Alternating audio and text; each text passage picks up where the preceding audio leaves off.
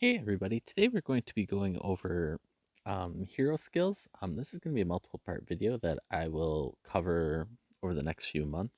But I wanted to start out by giving you a rundown of kind of how to obtain hero skills. A little known thing that you can do with hero skills that I'd probably say a good 90% or more of people don't know, and maybe a little suggestion on some skills that I would keep around, whereas some that you would get rid of. And you'll understand what I mean by that in a little while. So the first thing you're going to do is try to find how to get skills. Currently, if you go into your inventory, you might have some skill chests that look like this. This is kind of the main way to get the skills. There's also one other way, your research cards, which I'll show you next. But so you have a rare skill, a normal skill, and then there's an exclusive skill which gives you exclusively hero skills. There are variants of these skill chests where you get to choose what skill you get, but these are just the random ones where once you hit use down at the bottom, it gives you a level 1 skill. So same thing with this, you have a rare skill, it will give you a level 1 rare skill. You don't get to choose what branch it is, it's completely random between all the skills that exist. The second way to get skills is these skill chips up at the top. These kind of look like um, little bases almost. So it's a skill chip. And these skill chips you can obtain, and all you have to do for those is hit use on them. It'll give you your choice of which of the three chests you want. These are all random chests, but it gives you very specific details of which one it is. So the top one is for hero skills, so it's a random hero skill, level 1. The middle one is a random rare skill, level 1, and the bottom one is the random normal skill, level 1. So the first thing you want to do, my suggestion is to only get rare skills from these. I say that because the exclusive skills, there's just so many heroes, and they the skills themselves aren't really useful until they start hitting level 4, level 5, level 6. Some it's even higher than that. It's just, to me, it doesn't seem worth the 20 skills, where a rare skill at the same level as an exclusive skill is actually typically better. So that rare skill up until level 5 or so is going to give you a better return on investment for less chips. It's basically a 3 to 2 buyout. So for every 3 rare skills you get, you would buy 2 exclusive skills, approximately. It's not exact math. So once you hit your redeem, it will take your 12 chips that it costs to buy 1 treasure chest. That will open. You can either open this now using the big green button located in the bottom right of your screen, or you can hit confirm, which is this button, and then go find it in your backpack and open it the way I showed you at the beginning of this video. I'm just for the video, I'm going to hit open now, and you'll see I got a level 1 rare um, damage increase. Um, so that's 2 ways. There's a third way to obtain them. If you go into your hero screen, which is your little hat, once you're in your base, and then you go down to the bottom right, and you see your recruit button down here in the bottom. You hit recruit, and then up at the top you'll see skill acquire. In here you will have research cards. So there's kind of 2 things about this that you can do. You can use your research cards to randomly get a skill or a skill fragment.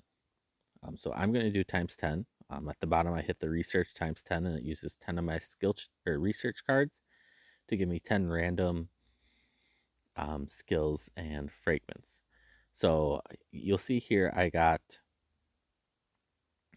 a full skill right here, but these ones here that look like little puzzle pieces, these two are the 2 next ones. These 2 are both fragments. So what it takes is it takes 10 of those fragments or puzzle pieces to make a whole skill.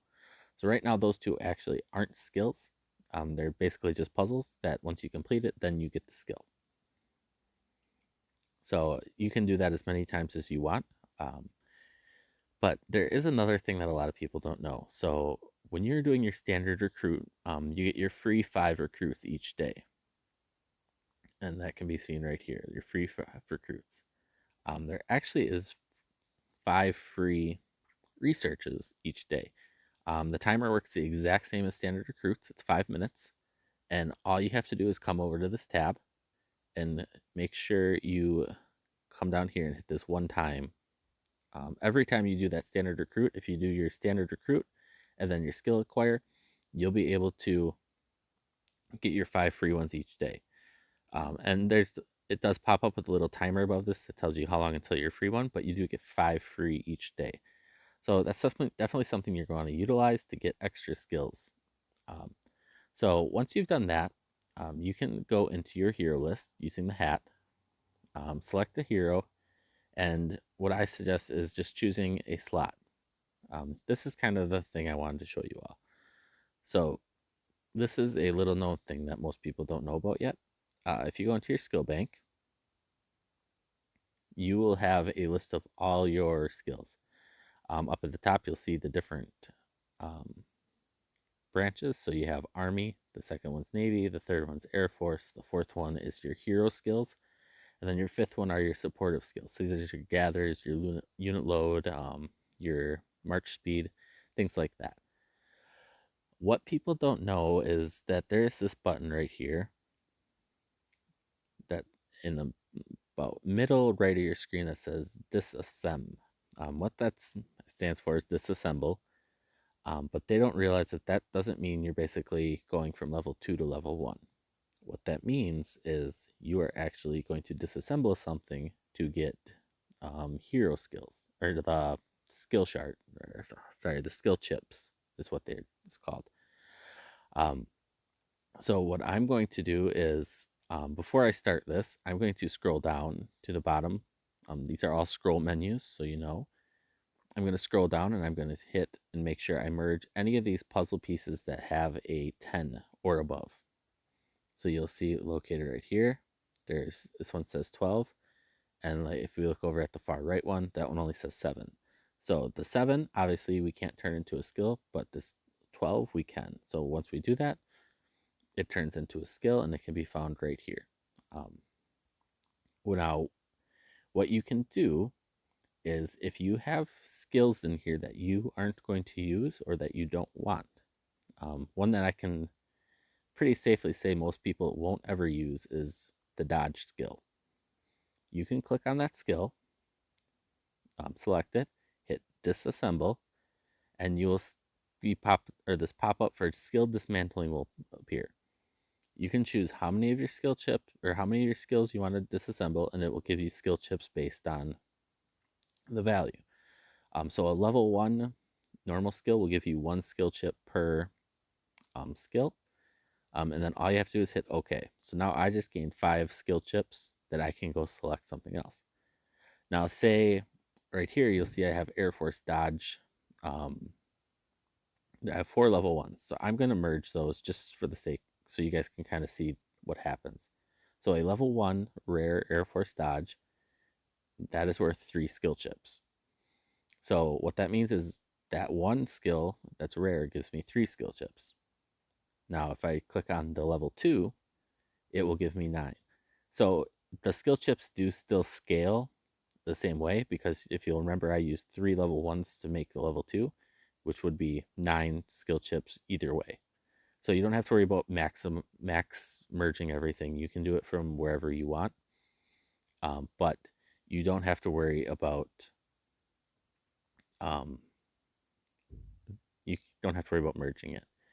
So now that you have those skill chips, you can actually take those skill chips and turn them into more skills. And you can keep recycling that over and over and over again. So you'll see now I have 50 skill chips where before I was under 10.